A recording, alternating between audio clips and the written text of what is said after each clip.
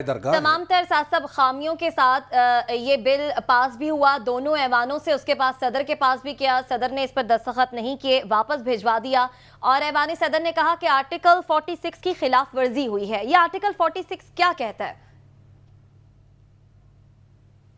देखिए, आर्टिकल 46 की खिलाफ वर्जी जो प्रेसिडेंट ने कहा है, ये तो एक अभी के लिए ऐसे ही इफेक्टिवली एक छोटी सी एक्सक्यूज़ क्रिएट हुई है। आर्टिकल 46 आइन का ये कहता है कि सदर पाकिस्तान को तमाम जो कानून साजी का अमल है उसके बारे में भी आगाह रखा जाएगा पहले से कि हम इस तरह की कानून साजी करने का सोच रहे हैं, और हमारे तमाम फॉरेन अफेयर्स के ऊपर भी सदर पाकिस्तान को आगाह रखा जाएगा जी। इसकी आड़ के अंदर सदर पाकिस्तान ने इसको डिसमिस किया है। जिस तरह अभी हबीब साहब ने फरमाया कि अब वापस ये पार्लियामेंट के अंदर पेश होगा, एक जॉइंट सेशन से पास हो जाएगा और फिर ये कानून साजी सदर पाकिस्तान इसको नहीं रोक सकेगा। क्योंकि हबीब साहब ने सियासियात वाली बात तो बता दी, और मॉरल अथॉरिटी के बगैर तो कानून की भी सिर्फ मॉरल अथॉरिटी होती है। अदालतों के पास कोई फौज तो नहीं होती अपनी कि वो कानून को इम्प्लीमेंट करें। मॉरल अथॉरिटी की वजह से अदालतों के फैसले जो हैं वो सारे जमहूरी माशरों के अंदर माने जाते हैं। अदालतें उनको मनवाने के लिए कोई कोड़े तो लोगों को नहीं मारती, तो मॉरल अथॉरिटी बड़ी ज़रूरी है। लेकिन क्योंकि मॉरल अथॉरिटी की बात हो चुकी तो मैं कानून की अथॉरिटी भी ज़रा गुजारिश करता हूँ। बिल्कुल, फिर उसके बाद हम ब्रेक। कानून के दो ऐसे प्रिंसिपल्स हैं जो कि हमारे अपने जूरिस्प्रूडेंस में, हमारी अपनी सुप्रीम कोर्ट ने सेटल किए हुए हैं। सबसे पहली बात ये कि पूरे हमारे इफेक्टिवली पूरे जिसको ड्यू प्रोसेस कहते हैं या जिसको जस्टिस सिस्टम जो हमारा है उसकी पूरी बेसिस जो है वो दो प्रिंसिपल्स के ऊपर रेस्ट करती है। हमारा justice system by the way India में भी यही है, इंग्लैंड में भी यही है, अमेरिका में भी यही है, कनाडा में भी है, ऑस्ट्रेलिया में भी है। इसको कहते हैं common law jurisdiction, common law justice system. ये वो उन ममालिक में है जहाँ जहाँ पे माजी में बरतानिया ने किसी वक्त हुकूमत की। कॉमन लॉ जुरिस्प्रूडेंस के अंदर दो बुनियादी प्रिंसिपल्स हैं जिसके ऊपर तमाम जस्टिस का स्ट्रक्चर खड़ा होता है।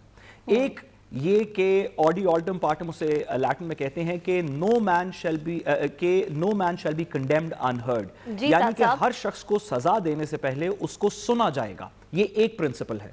दूसरा प्रिंसिपल ये है कि no man shall be a जज ऑफ हिज ओन कॉज।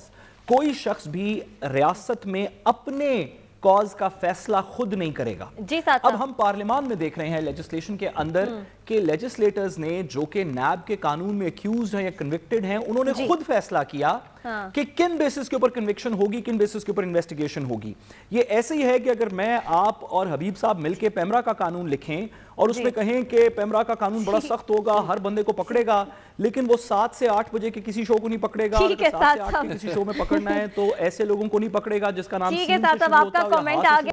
हबीब साहब, अगर आपसे मैं 1 मिनट में सवाल पूछूं कि इस कानून में तो बहुत सी खामियां हैं जो आपने गिनवा दी, पहला कानून क्या बिल्कुल परफेक्ट था? उसमें किसी तरमीम की जरूरत नहीं थी? उसमें थी। देखिए, उसमें जमानत की शिक नहीं थी। जमानत किसी भी मुल्जिम का हक है, उसे मिलनी चाहिए। फिर दूसरी बात यह है कि उसमें रिमांड की मुद्दत 90 दिन थी, वो नहीं होनी चाहिए थी, उसको कम होना चाहिए था। और तीसरी बात यह है कि देखिए, इसमें पाकिस्तान में जो वो कानून बना था ना, उसकी बुनियादी शिक एक थी, वो ये थी कि अगर किसी ने मेरे असासे मेरी आमदन से जायद हैं और मैं उनको एक्सप्लेन नहीं कर सका तो मैं मुजरिम हूँ।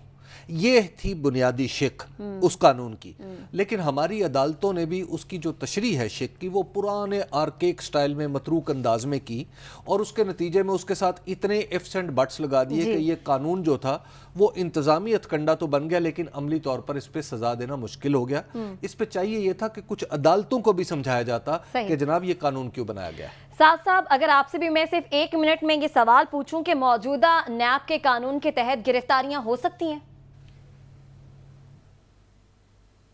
देखिए, मौजूदा नैब के कानून के तहत गिरफ्तारियां तो हो सकती हैं, लेकिन वो उस सूरत में होंगी कि अगर कोई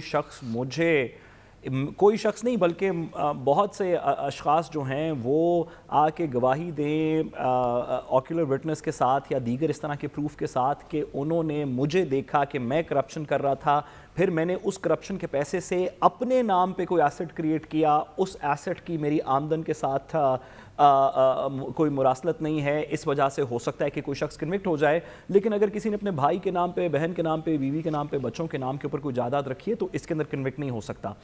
गुजारिश ये है कि पाकिस्तान के तमाम कवानीन के अंदर, आईन पाकिस्तान से लेके छोटे से छोटे कानून तक, तमाम कवानीन के अंदर टाइम टू टाइम वक्त गुजरने के साथ साथ हमें तरमीम करनी चाहिए, उसमें बेहतरी लानी चाहिए। लेकिन तरमीम करने का मकसद बेहतरी लाना है। अगर आप तरमीम ये करेंगे कि मैं अगर आज नैब से, अच्छा, इस सब के बाद अगर कोई शख्स नैब से कन्विक्ट हो जाए, इस सब क्राइटेरिया को पूरा करके कन्विक्ट हो जाए जी साथ साहब, और उसको सजा भी हो जाए, तो जब तक उसकी अपील हाई कोर्ट में और ठीक है हाई कोर्ट साथ से साहब, सुप्रीम आपका कोर्ट में और कमेंट आ सुप्रीम गया।